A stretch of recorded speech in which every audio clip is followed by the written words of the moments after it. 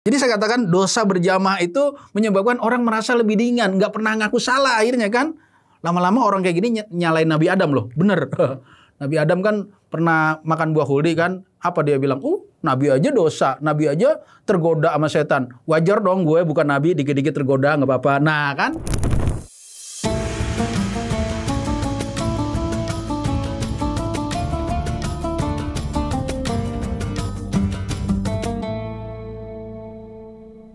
Assalamualaikum warahmatullahi wabarakatuh.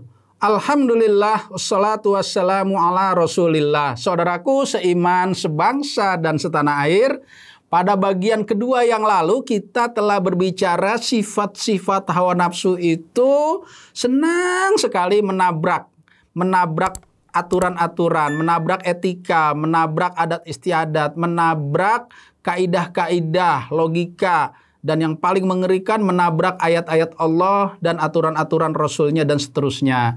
Nah kali ini saya ingin lanjutkan pada bagian yang ketiga. Kalau terus-menerus menabrak, kemudian ada perasaan resah gelisah. Nabrak, ada perasaan resah dan gelisah. Kemudian mikirin nih bagaimana caranya nabrak tapi hatinya tetap nyaman. Nah ini bahayanya kan.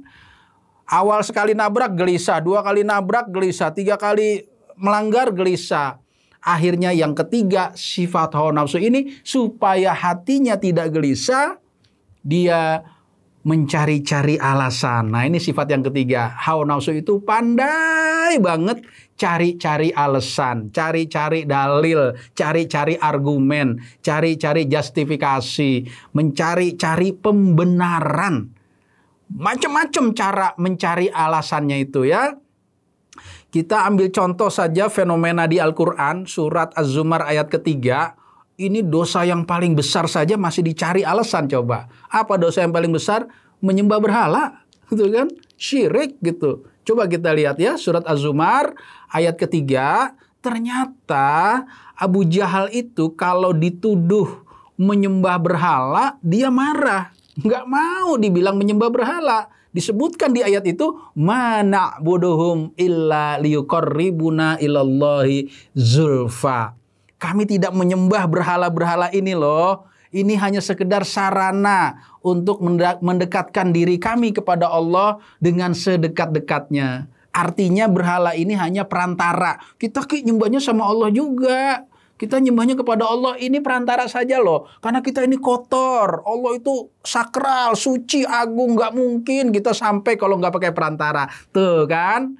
Ya. Nah ini yang modelnya semantic game gitu. Permainan kata-kata. Permainan kalimat untuk mencari-cari alasan.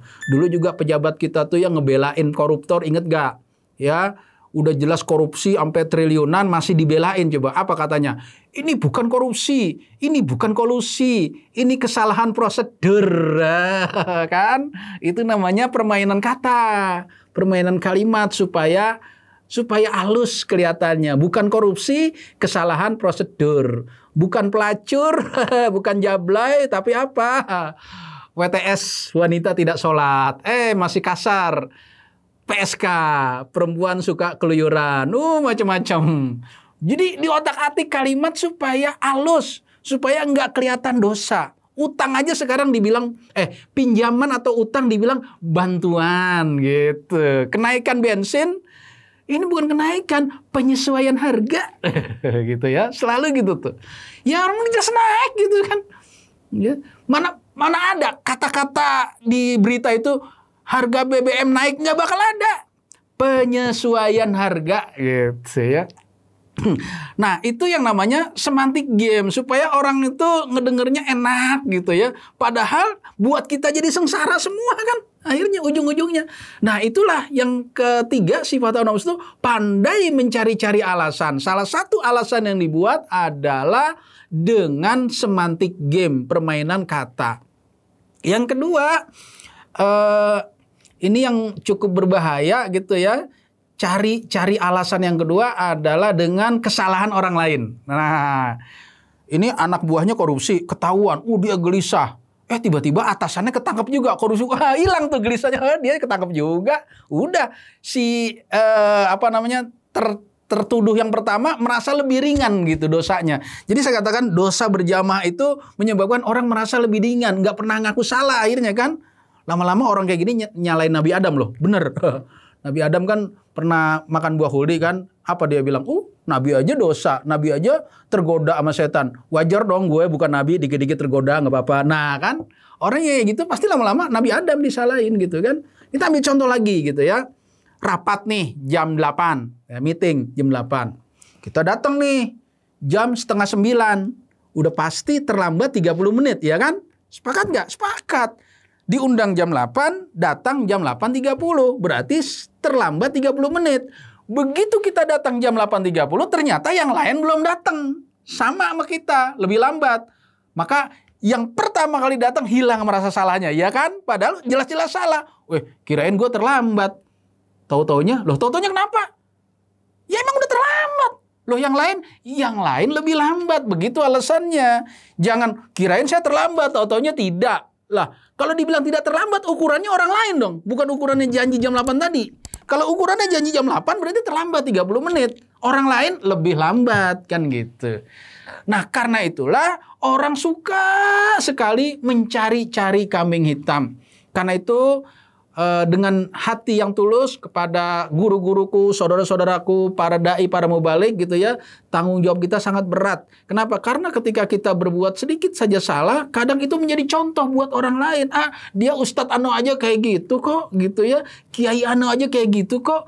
Jadi kita diberikan gelar oleh masyarakat sebagai Ustadz, guru, berat. Makanya saya juga karena betul-betulan memang bukan Ustadz, alhamdulillah gitu. Saya tidak mengatakan saya Ustadz atau kiai, nggak sama sekali gitu ya. Saya kepingin menjadi praktisi pendidikan aja itu.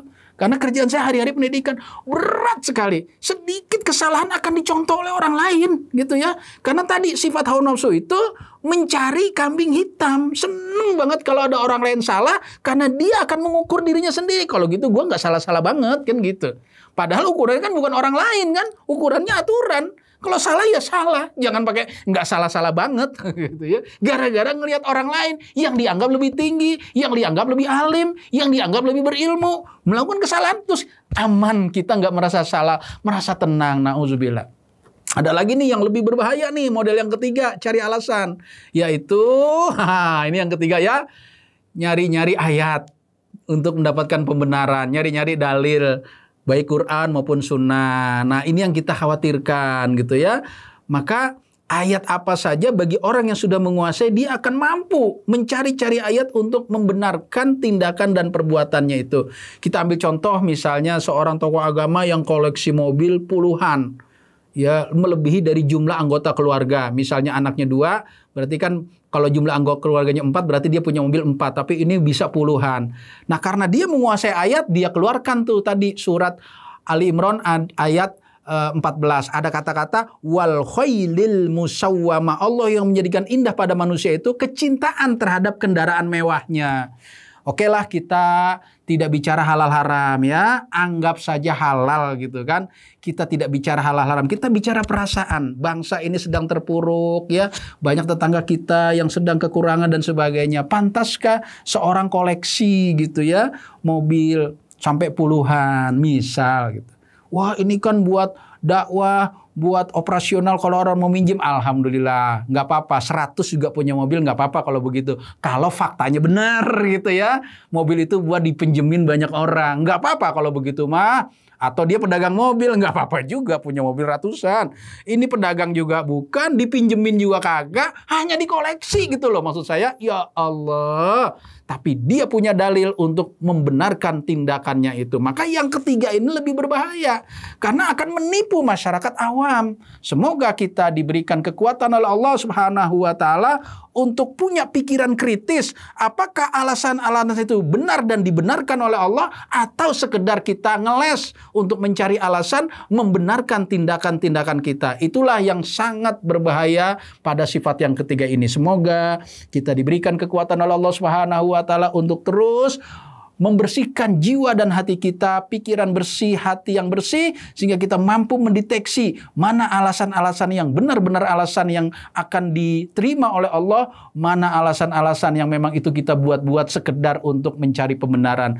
Semoga kita mengakhiri sisa-sisa Ramadan ini dengan lebih baik lagi, sehingga selesai Ramadan nanti ada dampak, ada pengaruh, ada athar, ada bekas, ada manfaat yang bisa kita rasakan, bisa kita saksikan, bisa kita nikmati bersama-sama dalam diri, keluarga, dan masyarakat kita. Assalamualaikum warahmatullahi wabarakatuh.